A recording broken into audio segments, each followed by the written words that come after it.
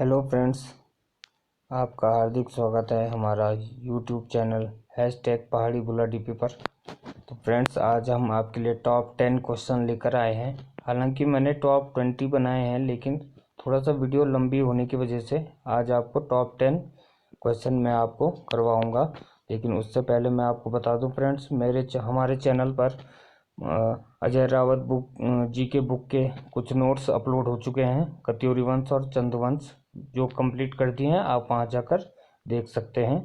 और वर्ष 2020 current affairs Uttarakhand के भी हमने 3 भागों में अपलोड कर दिए हैं, तो आप वहां जाकर देख लीजिएगा। तो चलिए फ्रेंड्स, शुरू करते हैं आज के पहले प्रश्न से। तो पहला प्रश्न है, चंद राजाओं के समय कितने प्रकार के कर होते थे? तो चंद राजाओं के समय 36 प्रकार के कर लिए जाते थे और इन करों को छत्तीसी कहा जाता था। ठीक है फ्रेंड्स, इन करों को छत्तीसी कहा जाता था और ये कर अनाज और नगद दोनों रूपों में लिया जाता था। अच्छा, उपज का 6वां भाग ही कर के रूप में देना होता था, जिसे गल्ला छाड़ा कहा जाता था। तो ये फ्रेंड्स नोट्स आपको नोट्स बना देने हैं, नोट्स कर लेने हैं। अगले प्रश्न पर हम चलते हैं। अगला प्रश्न है, बधानगढ़ को किस चंद शासक ने लूटा था? बधानगढ़ को किस चंद शासक ने लूटा था? वो चंद शासक था ज्ञानचंद। जैसे कि आप देख रहे होंगे, टिक लगा है सामने। तो इसकी व्याख्या मैं बता दूं आपको। ज्ञानचंद 1698 में गद्दी पर बैठा था और 1708 तक उसने शासन किया था। अच्छा, पिंडर घाटी में पहला आक्रमण करने वाला शासक भी ज्ञानचंद था, जहां उसने थराली तक के उपजाऊ प्रदेश को रौंद डाला। अच्छा, इस ज्ञानचंद ने 1699 में बधानगढ़ को लूटा था। सबसे मेन पॉइंट इसे आपको नोट डाउन कर लेना है। 1699 में ज्ञानचंद ने बधानगढ़ को लूटा था। अच्छा, बधानगढ़ को लूटकर नंदा देवी की स्वर्ण प्रतिमा ले जाने वाला शासक भी ज्ञानचंद था। तो फ्रेंड्स, अगर क्वेश्चन ये आ जाए आपके सामने कि नंदा देवी की स्वर्ण प्रतिमा कौन से शासक लूट कर ले गया था, तो वो था ज्ञानचंद। अच्छा, ज्ञानचंद ने ही नंदा देवी प्रतिमा को अल्मोड़ा में स्थित नंदा देवी मंदिर में स्थापित किया था। तो क्वेश्चन ये भी बन सकता है आपके सामने कि नंदा देवी मंदिर में नंदा देवी स्वर्ण प्रतिमा को किस शासक ने स्थापित किया था? तो वो था ज्ञानचंद। अगला क्वेश्चन है, किस शासक ने छोटी दीवानी, बड़ी दीवानी, सरसरी और कलेक्टरी नामक न्यायालयों की स्थापना की थी? तो वह शासक थे सुदर्शन शाह। तो सुदर्शन शाह, सबसे पहले मैं आपको बता दूं, ये परमार वंश के या पंवार वंश के 55वें राजा थे। ठीक। अच्छा, इनकी व्याख्या में है, टीरी नरेश के शासनकाल में जो राज्य की आय का प्रमुख साधन या मेन साधन था, वो न्यायालय ही था। लोग कोर्ट कचहरी में जाते थे अपने छोटे मोटे मामलों के लिए, तो इसी से उनकी आय होती थी। ये क्वेश्चन बहुत ही इम्पोर्टेंट है गाइस। इसमें काफ़ी लोग पूछते हैं कि सर, ये चौमल्ला महल किसने बनाया था? अधिकांश बुक्स में कल्याण चंद बताया गया है। अगर आप डीप हिस्ट्री पढ़ो ना, तो वहाँ आपको पता चलेगा कि चौमल्ला महल बनाया कल्याण चंद ने नहीं, रुद्रचंद ने बनाया था चौमल्ला महल। तो उम्मीद करता हूँ आपका कन्फ्यूज़न दूर हो गया होगा, और आप अगर डीप हिस्ट्री पढ़ें तो ज़्यादा बेहतर रहेगा। तो आपके सारे कन्फ्यूज़न वहाँ से दूर हो जाएंगे, क्योंकि अधिकांश बुक्स में कल्याण चंद ही लिखा गया है। तो अच्छा, चलो ये व्याख्या देख लेते हैं इसकी। बालो कल्याण चंद के बाद रुद्रचंद्र बैठा था गद्दी पर, बालो कल्याण चंद के बाद। ठीक। अच्छा, अकबर का समकालीन कौन सा शासक था? ये क्वेश्चन आ गया आपके सामने, तो आप अकबर के समकालीन रुद्रचंद था। अच्छा, एक और क्वेश्चन यहाँ से बनता है कि रुद्रचंद ने किस सन के बाद अकबर की अधीनता स्वीकार की, या रुद्रचंद ने कब अकबर की अधीनता स्वीकार की? तो इसका आंसर होगा 1587 के बाद, या 1587 88 आएगा, तो 1587 लिखना है या 1588। अच्छा, अब एक क्वेश्चन और बनता है यहाँ पर, किस चंद शासन के शासन काल में तराई पर हुसैन खान ने हमला किया था? तो रुद्रचंद के शासनकाल पर हुसैन खान ने तराई पर हमला किया था। अच्छा, एक और क्वेश्चन बनता है यहाँ पर से, रुद्रपुर की स्थापना किसने की थी? जो कि आधुनिक रुद्रपुर है उधम सिंह नगर में, उसकी स्थापना किसने की थी? उसकी स्थापना भी रुद्रचंद ने ही की थी। और धर्म निर्णय पुस्तक किसने लिखवाई? ये क्वेश्चन भी एक और क्वेश्चन बनता है यहाँ पर, धर्म निर्णय पुस्तक किसने लिखवाई? वो लिखवाई रुद्रचंद ने। तो इतने पॉइंट आपको नोट डाउन कर लेने हैं। एक और इम्पोर्टेंट क्वेश्चन आ चुका है, पहला चंद शासक कौन था जो दिल्ली के सुल्तान फिरोज शाह तुगलक से भेंट करने गया था? तो इसका आंसर क्या है? गरुड़ ज्ञानचंद। तो आपको सबसे पहले ये बता दूं कि चंद वंश में दो ज्ञानचंद हुए थे, एक थे गरुड़ ज्ञानचंद और दूसरे थे ज्ञानचंद। ठीक। अच्छा, गरुड़ ज्ञानचंद को गरुड़ की उपाधि किसने दी थी? फिरोज शाह तुगलक ने दी थी। ठीक।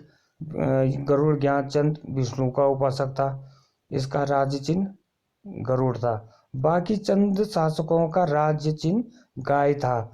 केवल गरुड़ ज्ञानचंद ही ऐसा चंद शासक था जिसका राज्य चिन्ह गरुड़ था। अच्छा, तमें मझेड़ा ताम्रपत्र में इस गरुड़ ज्ञानचंद को श्री राजा विजय ब्रह्म भी कहा गया है। ये इतने पॉइंट्स आपको नोट डाउन कर लेने हैं। आपको मैं बता दूं गाइस कि इसकी पीडीएफ अगले दिन हमारे टेलीग्राम चैनल पर भेज दी जाएगी। तो मैं आपको लिंक दे दूंगा डिस्क्रिप्शन बॉक्स में, तो वहाँ जाकर आप टेलीग्राम चैनल ज्वाइन कर सकते हैं और आपको ये पीडीएफ अगले दिन सुबह वहाँ पर उपलब्ध हो जाएगी। चलिए अगले क्वेश्चन पे चलते हैं। अगला क्वेश्चन आ गया है ब्रिटिश शासन का। 1844 में देहरादून के पास कोलागीर में सरकारी बागान की शुरुआत किसके निर्देशन में हुई? तो इसका आंसर है डॉक्टर जेमिसन। हरे कलर में कलर किया हुआ आंसर पे डॉक्टर जेमिसन। चलिए इसकी व्याख्या देख लेते हैं। 1824 में ब्रिटिश लेखक बिशप हेबर ने कुमाऊं में चाय की संभावना व्यक्त की। अरे यहाँ पर से एक क्वेश्चन और बनता है कि बिशप हेबर क्या था? ऑप्शन में दिया होगा आपके, लेखक था, कमिश्नर था, या कुछ और दो क्वेश्चन और ऑप्शन और डाल देगा। तो आपको लिखना है ब्रिटिश लेखक था बिशप हेबर, जो 1824 में जिसने कुमाऊं में चाय की संभावना व्यक्त की थी। अच्छा, एक और क्वेश्चन बनता है यहाँ पर से, 1834 में एक चाय कमेटी का गठन किसने किया? तो 1834 में एक चाय कमेटी का गठन लॉर्ड विलियम बेंटिक ने किया था। अच्छा, अब एक और मेन क्वेश्चन, इसे नोट डाउन कर लेना आप कि टिहरी गढ़वाल में चाय की खेती प्रारंभ कब हुई? तो टिहरी गढ़वाल में चाय की खेती 1835 में प्रारंभ हुई। ठीक। और 1835 में ही दिसंबर माह में कलकत्ता से 2000 चाय के पौधों की पहली खेप कुमाऊं पहुंची थी।